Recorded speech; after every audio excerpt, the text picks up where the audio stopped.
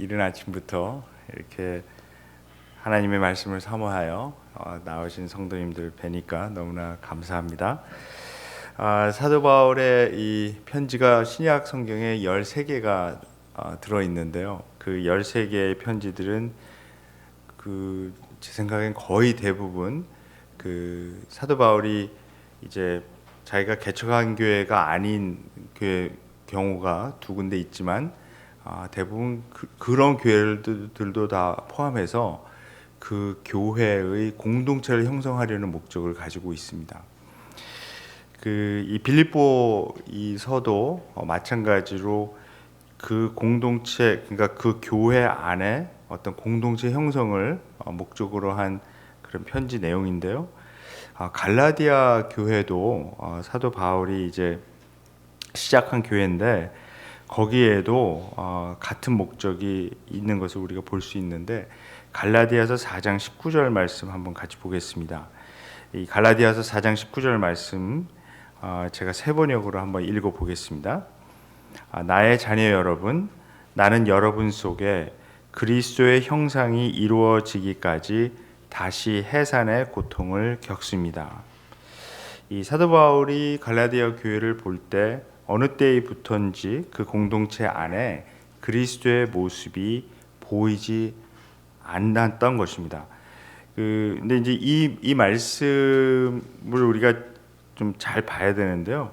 이 말씀이 그러니까 우리 이 개인 안에 그리스도의 형상이 이루어진다. 사실 그렇게 해석하기가 쉬운데 실제는 그렇다기보다는 이 공동체 안에 있는 어떤 그리스도의 형상, 그러니까 사도 바울이 생각하는 교회의 모습은 이 교회의 전체적인 모습, 총체적인 모습 안에, 그러니까 어떤 그 회중 안에 그리스도께서 여기에 형성이 돼 있다는 거죠. 그리스도께서 어떻게 사시고 죽었고 또 부활하신 그 모습, 그 안에, 그 공동체 안에 그리스도의 모습이, 그 형상이 보이지 않을 때 굉장히 심각한 문제가 있는 것입니다. 그래서 이 어떤 공동체 안에 그리스도의 모습이 없어질 때 어떤 모습이 일어날까? 사도 바울이 이제 5장 19절부터 갈라디아서에서 이 육체의 행실이라는 것에 대해서 계속 얘기를 하는데요. 그 육체의 행실이 어떻게 드러나는가, 그걸 보면 대부분 이 관계 문제고 이 그리스도의 형상 문제입니다. 그리고 나서 이제 유명한 5장 22절부터 23절까지 성령의 열매가 나오지 않습니까? 그것도 어떤 사람의 어떤 개인의 이 내부에서 일어나는 내면적인 어떤 그런 것을 의미한다기보다는 우리가 잘 아는 말씀이죠. 사랑, 기쁨, 평안, 이런 모든 것들이 다 관계적인 용어들이거든요. 그래서 그 성령의 열매는 사실 우리가 개인적인 삶에서 열린다는 그런 의미보다는 이 공동체 안에서 이루어지는 그 열매를 말씀하고 있는데, 이 어떤 극단적인 모습, 그러니까 갈라디아 교회의 어떤 실제적인 모습이라고 생각을 하는데, 5장 15절에 보면 사도 바울이 이렇게 표현하는 부분이 있습니다. 그런데 여러분이 서로 물어뜯고 잡아먹고 하면 피차 멸망하고 말 터이니 조심하십시오. 이 표현은 그 당시 이 투견들, 이 싸움하는 개들이 싸우는 모습을 생생하게 묘사하는 그 방법을 취하고 있는데요. 그런 현상이 교회 안에도 일어날 수 있다라고 경고하는 것입니다. 그래서 이 갈라디아 교회가 예수 그리스도를 믿는 믿음, 그 믿음으로 의롭다함을 얻는 이런 사상에서 떠나서 어떤 행위, 업적, 성취 이런 쪽으로 자기의 의로움을 얻으려고 하는, 자기 의를 얻으려고 하는 그런 모습이 보였을 때 너무나 무서운 결과를 이제 보여주는 건데요.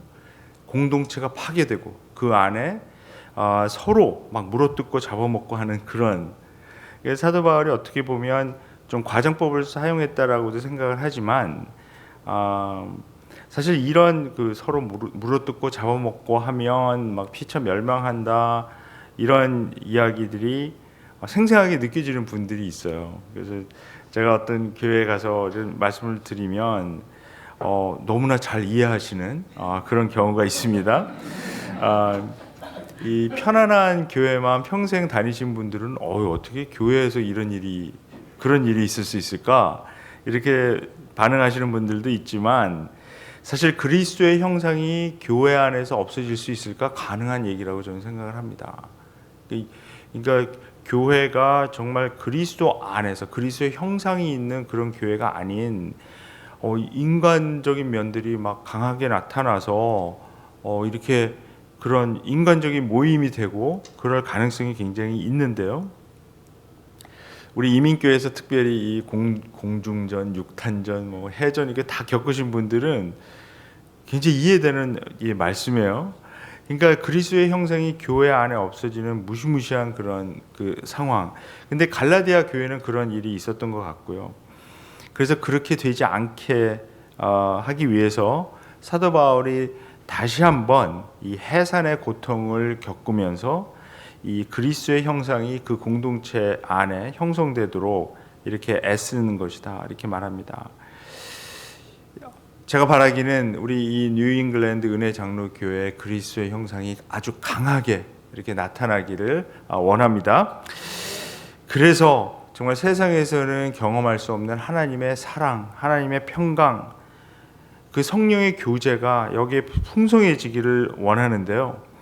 세상에서는 정말 기대할 수 없는 어떤 너그러움, 그리고 정말 세상에서는 상상할 수도 없는 그리스도께서 주시는 그 깊은 평안이 이 교회 공동체에 드러나서 여기에 가득 차고 막 넘치는 그런 생명의 공동체가 되기를 원하는데요.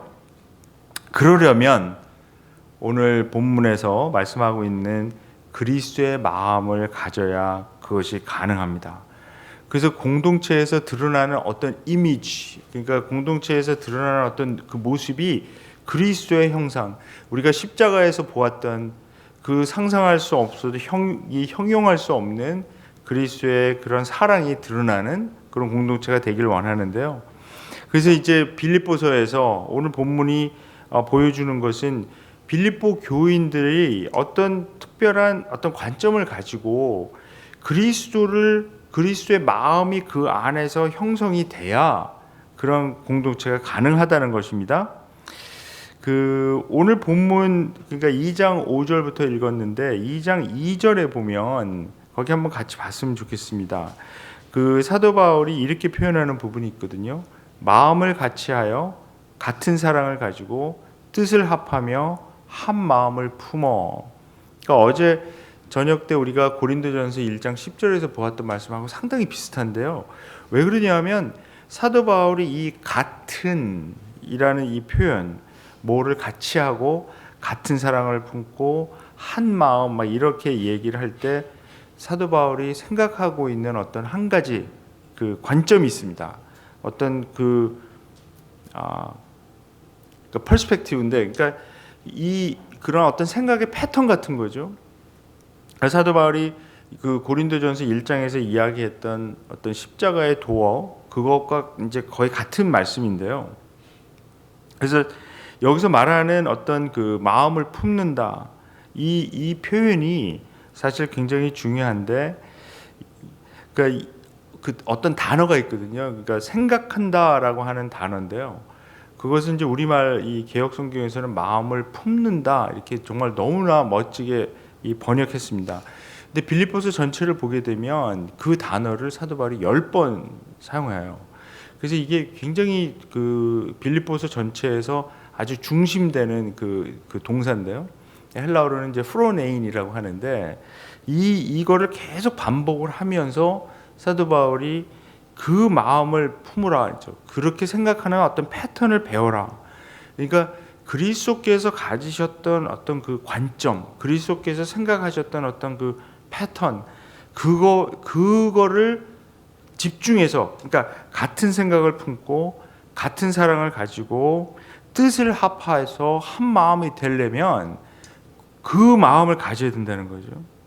그래서 오늘 이 본문에서 그거를 이제 설명하고 있는데, 근데 여기서 이제 계속 같은 마음을 합하고 뭐 이렇게 얘기를 하면 우리가 이제 조금 오해할 수 있는 부분이 뭐냐면 그러면 모든 사람들이 이 공동체 안에서 로봇처럼 같은 취향을 가지고 획일화라고 얘기를 하죠. 같은 그 전체주의, 집단주의 그걸로 오해하기 쉬운데요. 사실은 사도 바울이 이야기하는 것은 항상 이 다양성 안에서 일치를 이루는 거거든요.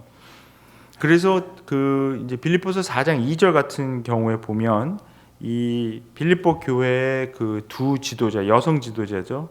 이 유오디아와 이 순두계에게 권면하는 장면이 나오는데 거기 이렇게 말합니다. 나는 유오디아에게 권면하고 순두계에게도 권면합니다. 아주 이 권면이라는 동사를 사실 한 번만 써도 되는데 이 두 사람에게 아주 공평하게 동일하게 이렇게 얘기를 합니다. 뭐라 그러냐면 주님 안에서 같은 마음을 품으십시오. 여기에도 그 프로네인이라는 그 동사가 사용이 되는데 사실 이것을 직역하면 주님 안에서 똑같은 것을 생각하십시오. 이런 의미가 되거든요. 그러니까 어떤 한 가지 마음이 있는데 거기에 두 분 다 여기에 집중하십시오. 그러니까 유오디아하고 순두계에게 모든 면에서 그냥 다 동의를 해라. 그냥 뭐 토론도 없고 그냥 사실 어떤 논쟁도 없고 어떤 이슈를 놓고 그냥 모든 면에서 그냥 다 동의해 버려라. 그런 얘기를 하는 것이 아니고요. 교회 일을 할 때 이 두 지도자에게 그렇게 권면하는 것입니다. 어떤 마음이 있는데 두 분 다 그 마음에 집중하면 교회 일치를 이룰 수 있다. 공동체 형성할 수 있다 그거거든요. 오늘 본문에서 말씀하는 것이 바로 그 마음이 무엇인지를 설명해 주는 것입니다. 그러니까 오늘 이제 5절부터 이제 보겠는데요. 그 그리스도의 마음이 이 공동체 안에 있게 해라 그죠. 그러니까 이 사도 바울이 2장 사실 이제 1장 27절부터인데 거기에서 계속 그리스도의 복음에 합당하게 생활하라 그러면서 어떻게 그리스도의 복음에 합당하게 생활할 수 있는지를 쭉 설명하는 가운데 이제 2장 1절부터 4절을 보게 되면 굉장히 흥미롭게도 사도 바울이 그게 뭔지는 얘기를 하지 않으면서 우리가 2장 2절에서 본 것처럼 어떤 한 마음이 있는데 여기서도 계속 거기에 대해서 같은 마음을 합하고 그 같은 생각을 품고 거기에 이제 집중하라. 그러니까 4장 2절에서 본 거랑 거의 똑같은 말을 계속 하거든요. 그리고 나서 이제 그 마음이 여러분 안에 이 그리스도 공동체 안에 빌립보 교회 안에 있게 하십시오. 그러면서 이제 6절, 7절, 8절에서 그게 무엇인지 이제 그리스도의 마음이 무엇인지를 이제 설명하기 시작합니다. 근데 이게 굉장히 어떤 찬송 시 같이 되어 있기 때문에 제가 오늘 말씀의 제목을 그리스도 찬가 그러니까 이제 라틴어로 하면 칼멘 크리스티인데 그러니까 그리스도를 이 그리스도께 드리는 어떤 그 경배, 찬양 같은 그런 시적인 것을 이렇게 쓰여져 있습니다. 이게 딱딱 운율도 많고요. 요즘 그 젊은이들이 하는 랩 같이 이렇게 딱딱 맞아 들어가게 그 멋있게 아름답게 쓰여져 있는데요. 간단히 보겠습니다. 자, 첫 번째는 예수님이 근본 하나님의 본체시나 이렇게 시작합니다. 그러니까 그리스도께서는 원래 하나님의 본체셨다. 결국 하나님과 본질적으로 같은 분이셨다. 사실 이 묘사는 예수님이 인간이 되니까 성육신하기 전에 그 모습을 그리고 있는데요. 사도 바울이 여기서 그리고 있는 것은 뭐냐 하면 그 그리스도께서 본질상 같은 분이었기 때문에 그 예수님은 인간이 되기 전부터 하나님으로서 누릴 수 있는 특권과 지위, 영광, 능력 이런 것들이 다 있었다는 것입니다. 근데 그것을 바울은 하나님과의 동등됨, 그러니까 이퀄리티가 있었다. 그러니까 그러니까 하나님과 같은 분이셨기 때문에 그 하나님으로서 그분에게 따라오는 지위와 특권, 영광, 능력 이런 것들이 다 있었다는 것이죠. 그런데 그것을 그 하나님과의 동등됨을 취할 것으로 여기지 아니했다 이렇게 말합니다. 이 말이 굉장히 어려운 말입니다. 제가 이제 2000년도서부터 거의 매년 중국에 가서 이제 이 가정교회 그 지도자들에게 이제 강의하는 게 있는데 1년에 한 번 아니면 두 번 꾸준히 갔는데요. 한 번은 이 중국 고전, 중국의 그 옛날 그 한자, 이 한문학을 전공하신 분이 이제 예수님 만나서 그 가정교회 지도자가 되신 분이 있다는 거예요, 학생 중에. 그래서 너무 제가 이제 반가워서 그분하고 이제 좀 대화를 했는데요. 물론 이제 통역을 통해서 했는데, 그래서 제가 이게 궁금했어. 너무 궁금해서 이 빌립보서 2장 6절에 나오는 이 취할 것이라고 하는 이 한자 단어, 이게 무슨 뜻이냐. 제가 한번 물어봤다가 한 30분 강의를 들었습니다, 이분에게. 근데 이분이 뭐라 그러냐 하면은 그 중국어 성경에도 사실 똑같은 한자가 이제 쓰여져 있더라고요. 굉장히 어려운 단어라는 거예요, 이게.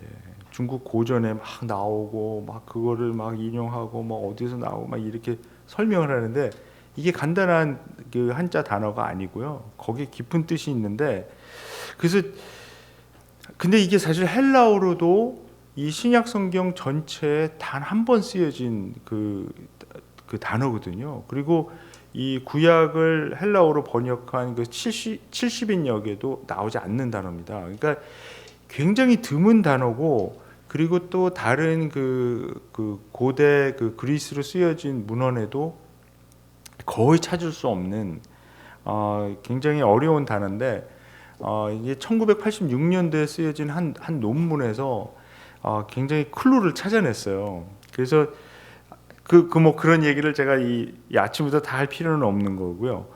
그런데 이 단어가 어떤 간접적으로 어떤 전쟁 상황에 전리품하고 관계가 있다는 것이 그때부터 이제 밝혀지기 시작합니다. 그래서 이 단어를 사용해서 사도 바울이 지금 표현하고자 하는 것은 뭐냐 하면, 그러니까 이런 거죠. 예를 들면 전쟁 상황에서 두 나라가 전쟁을 했는데, 이긴 나라는 진 나라에 속한 모든 그런 전리품들, 그러니까 자기들이 마음대로 할 수 있는 거죠.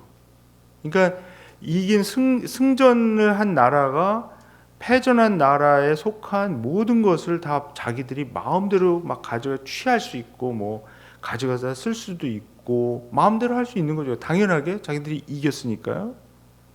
그러니까 그런 상황을 묘사한다는 거죠.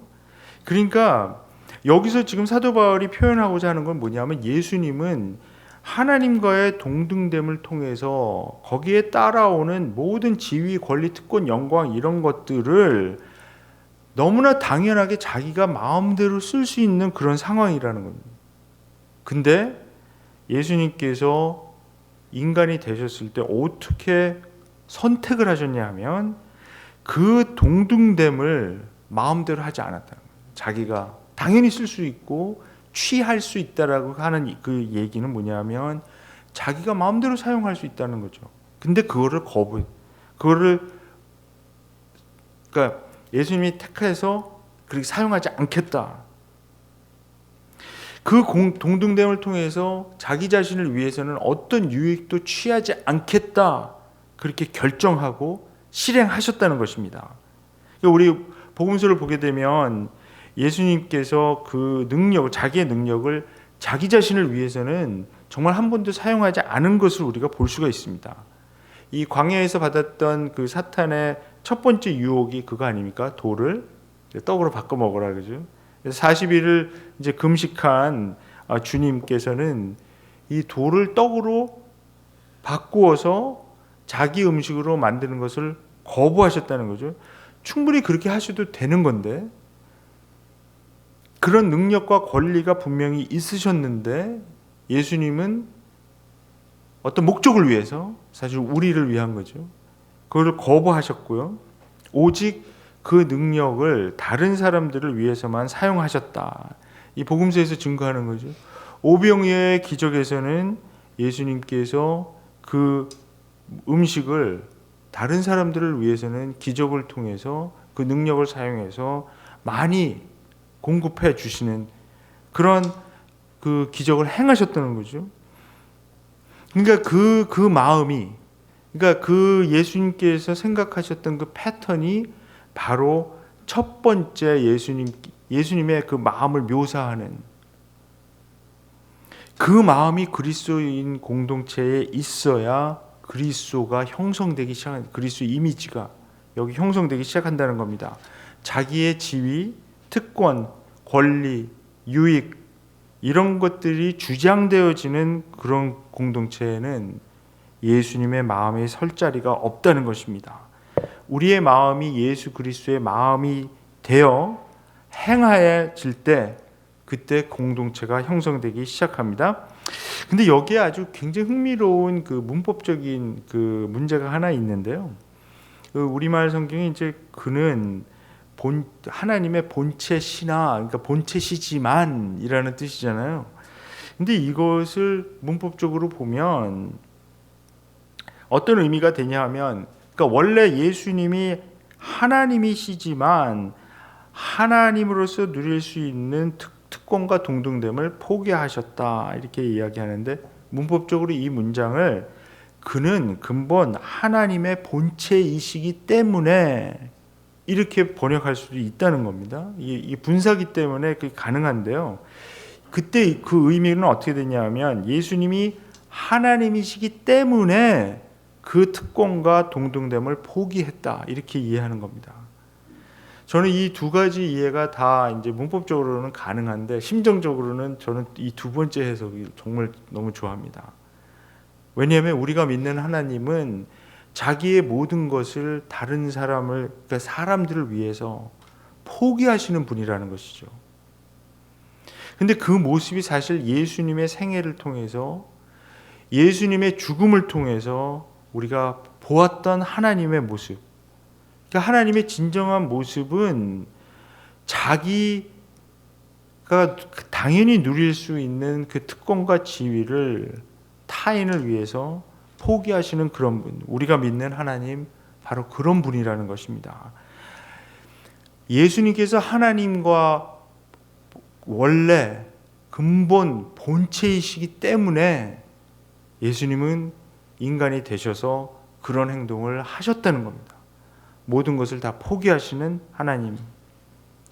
그래서 두 번째로 예수님은 자기를 비워서 종의 모습, 노예의 형체로 나타나셨다 이렇게 말하고 있습니다.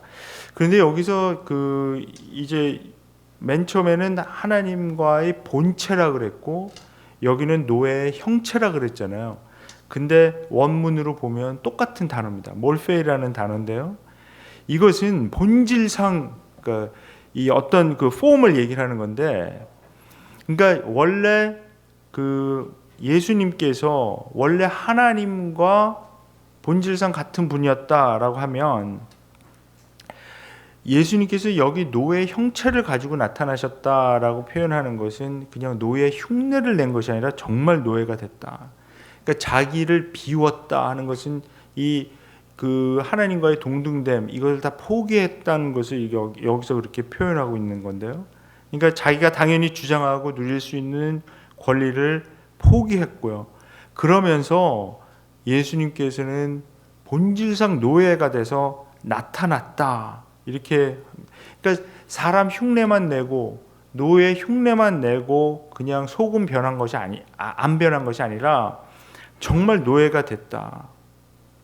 근데 사실 우리가 성경에 나와 있는 증거로 보지만 이 예수님께서 오셨을 때 노예로 산 것은 아니거든요. 그냥 그 갈릴리 지방에 가난하고 정말 뭐 어떤 그런 별 볼 일 없는 그런 곳에서 자라시고 이렇게 비천한 삶을 사셨지만 그래도 노예로 산 것은 절대 아닙니다. 그래서 사도 바울이 여기서 의미하는 것은 뭐냐 하면 당시의 어떤 노예의 상황과 똑같이 사셨다. 그래서 그 1세기에 이 노예됨을 어떻게 이제 표현한 것이 있냐면은 그 당시에 노예로 산다는 것은 사회적인 죽음을 경험하는 것이다. 그러니까 social death. 그러니까 노예는 자신이 결정할 수 있는 자신 결정권이라고는 전혀 없는 그런 수동적인 존재였다라는 것을 표현하기 위해서 사회적 죽음을 경험하는 사람들이었다 이렇게 이야기하는데요. 그러니까 자기의 목숨도 자기가 어쩔 수 없는, 자기의 힘으로 어쩔 수 없는 그런 존재였기 때문에 바울이 이 표현을 쓰는 목적은 그 정도로 예수님께서 자기의 권리를 포기하셨다, 그것을 나타내는 것이고요. 또 자유인의 그 자유를 가진 사람의 입장에서 보면 노예가 된다는 것은 가장 수치스러운 것을 경험하는 것이기 때문에 예수님의 삶을 이렇게 표현한 것이라 믿습니다. 그러니까 이 표현이 놀라운 것은 예수님이 하나님과의 그 동등됨, 그러니까 하나님과 본체임에도 불구하고 자발적으로 인간이 되셨는데요. 그럴 필요가 전혀 없었는데도 불구하고 예수님은 자발적으로 인간이 되셔서 정말 인간으로 나타나셨다. 그러니까 예수님께서는 노예의 형체, 사람이 되셨고 거기서 더 낮아지시고 죽기까지 순종했다는 것을 여기서 보여주고 있습니다. 그것도 모자라서 그냥 죽음이 아닌 십자가에서의 죽음도 당하셨다라고 말씀하고 있습니다. 그러니까 예수님이 보여주는 그 생각의 패턴은 뭐냐면 그 인간이 되시기 전부터 하나님의 동등됨을 가지고 있는 어떤 높은 곳에서 이제 시작을 하는 거죠. 그런데 점점 낮아집니다. 인간의 모습을 취하고 나타나셨는데 다 비우시고 포기하시고, 그런데 그냥 인간이 아닌 비참한 인간, 그런 노예의 형체를 가지고 나타나셨고, 그리고 또 그 삶에서도 전부 죽기까지 이제 순종을 하셨는데 그 죽기까지 순종한 결과가 뭐였냐면 십자가에서의 죽음. 그러니까 죽음 가운데서도 가장 비참하고 낮은 자리까지, 그러니까 가장 높은 곳에 계셨던 분이 가장 낮은 곳까지 내려왔다는 거죠. 그러면서 이 빌립보의 성도들에게 이 그리스도의 마음, 그러니까 그리스도께서 생각하셨던 그 생각의 패턴을 그 공동체 안에 있게 하십시오. 그랬을 때 이 공동체가 정말 진정한 기쁨과 평안을 누리고 이 자기 일만 돌보는 그런 공동체가 아닌 다른 사람의 유익을 먼저 생각하고 다른 사람을 먼저 돌보고 그리고 그들이 하나가 될 수 있고 세상에서는 상상할 수도 없는 그런 아름다운 공동체를 형성할 수 있다는 것입니다.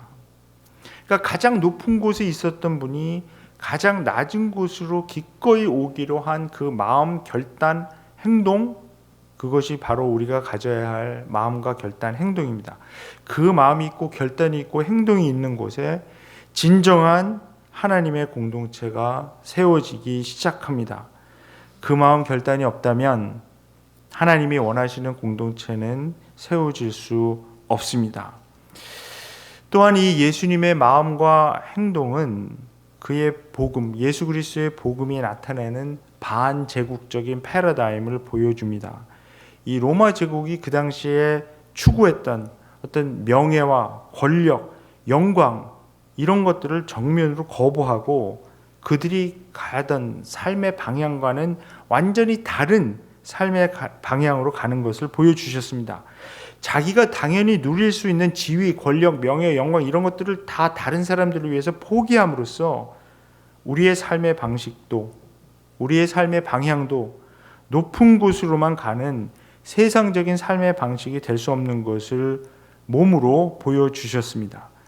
그래서 로마 제국에서 위로만 가라 그렇게 가르치고 그런 삶을 추구할 때 예수님께서는 반대로 아래로만 가시는 삶을 보여주셨고요.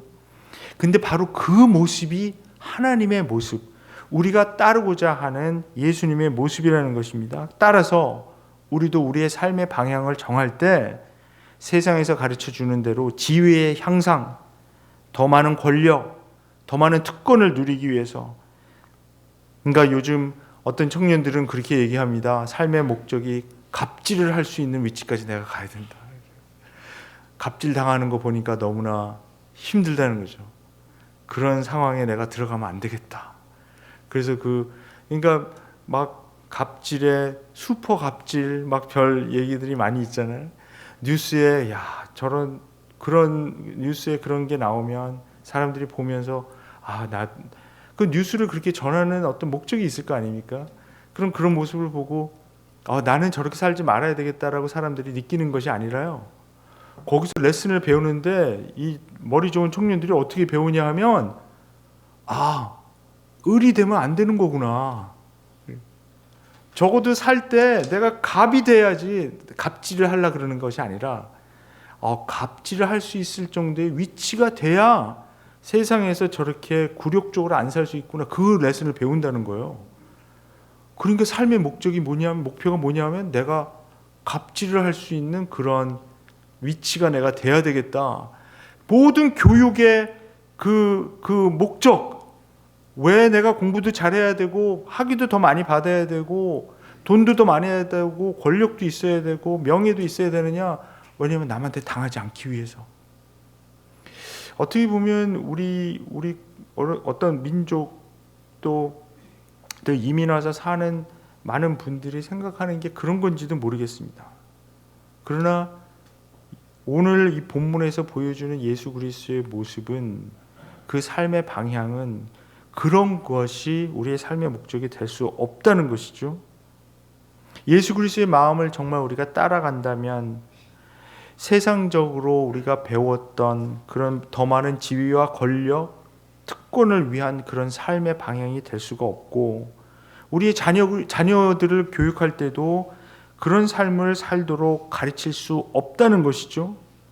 그래서 계속해서 우리가 자녀들을 가르치고 자녀들을 이끌 때도 그 모범이 뭐냐면, 네가 그래도 제가 참 어렸을 때 들은 이야기 중에 선생님이 이런 얘기를 하셨거든요. 제가 우리는 국민학교, 초등학교, 요즘 젊은 분들 초등학교, 저희는 국민학교 세대지만 국민학교 때 선생님이 그런 얘기를 하셨어요.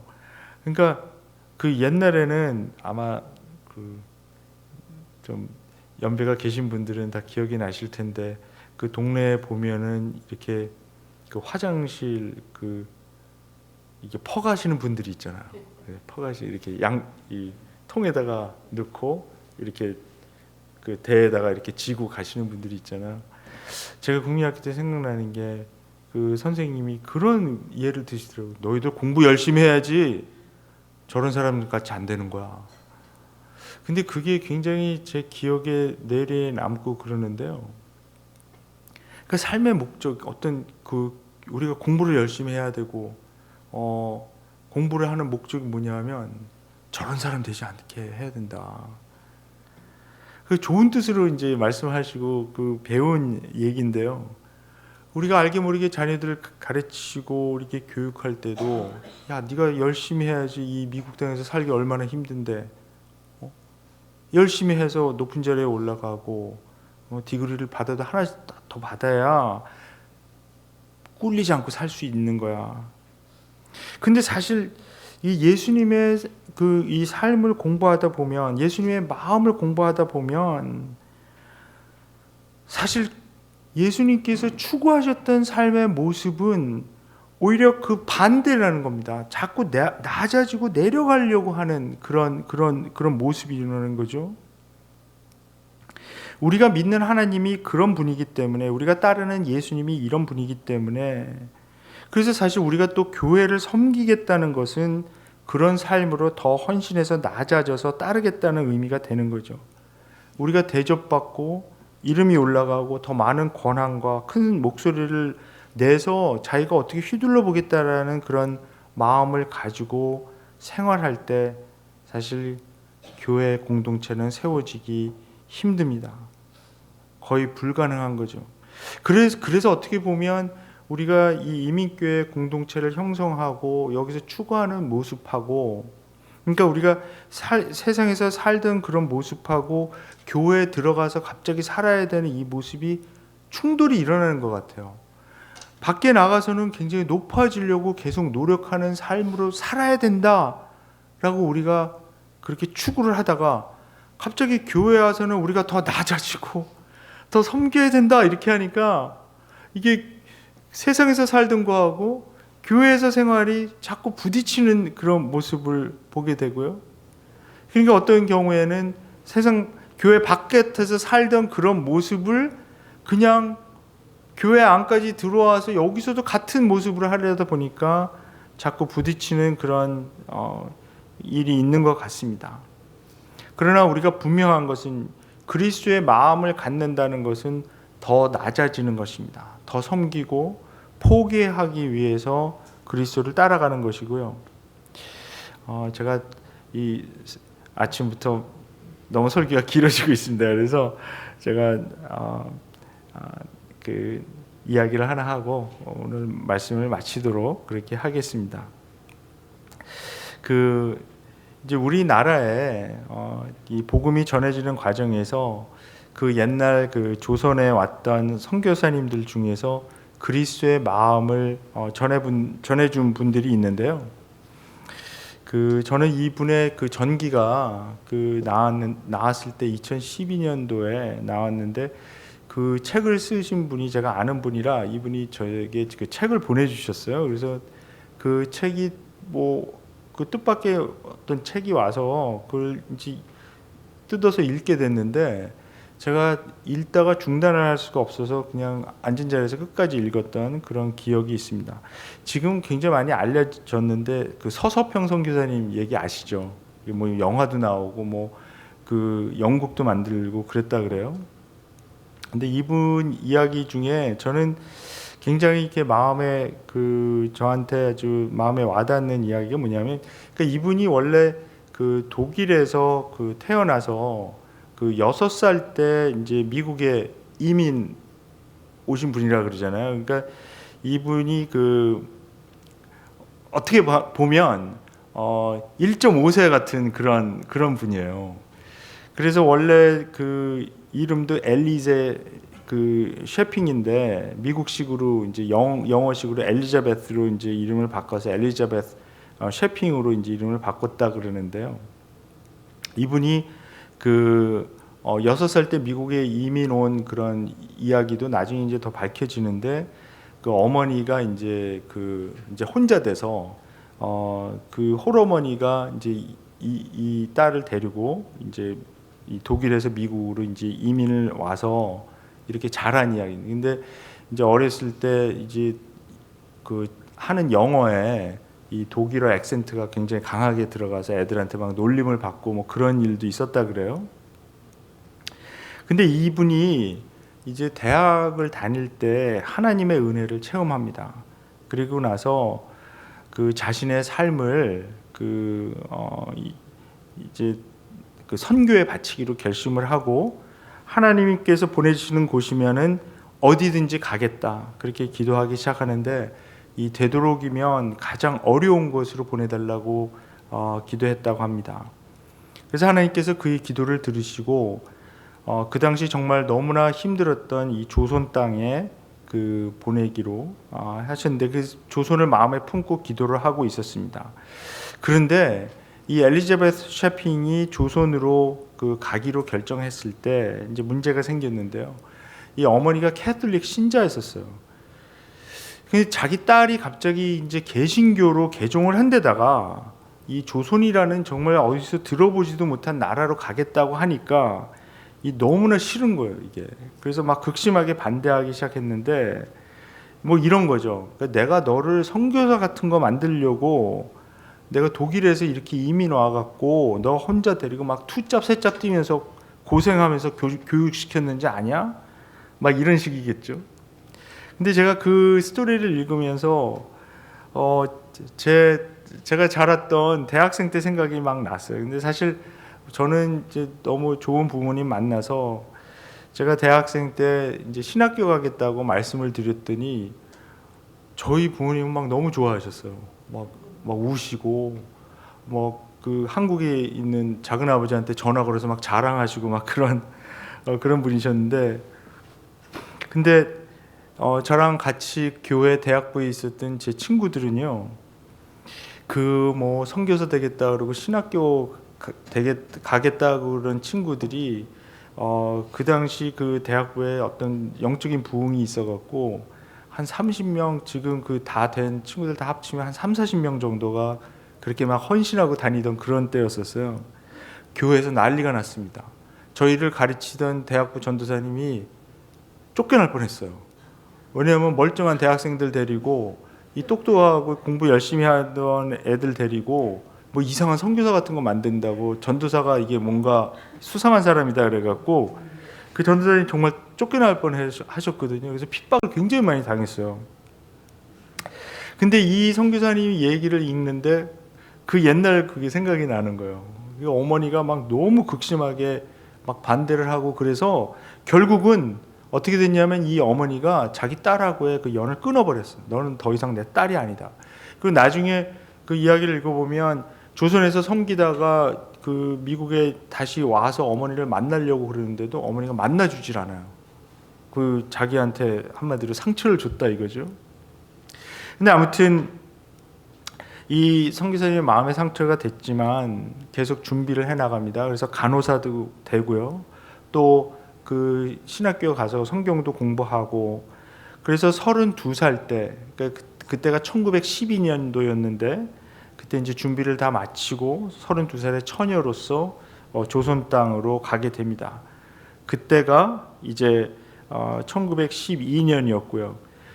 그 후에 이제 22년 동안 조선에서 복음을 전하고 살다가 1934년도에 조선 땅에서 삶을 마쳤습니다.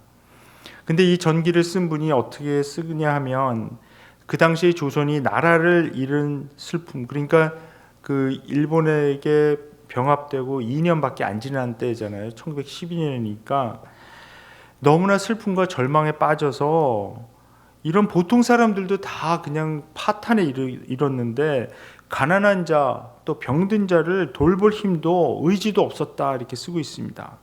그런데 이 서서평 선교사님은 이 도착하자마자 그냥 완전히 조선 사람들이 입던 그런 옷, 고무신 신고요. 조선 사람들과 같이 살면서 섬기기 시작했는데, 그 당시 이제 전라도 광주 쪽으로 이제 파송을 받았다 그래요. 남장로교 그 소속이었으니까.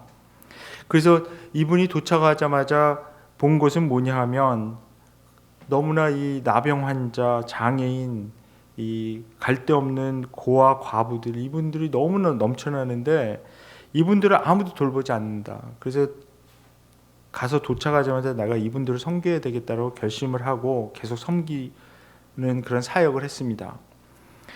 그 전기에 보면 14명의 아이들을 입양해서 양아들과 딸로 키웠고요. 그리고 소박받아서 아무데도 갈 데 없는 38명의 미망인들을 데려다가 같이 살았습니다.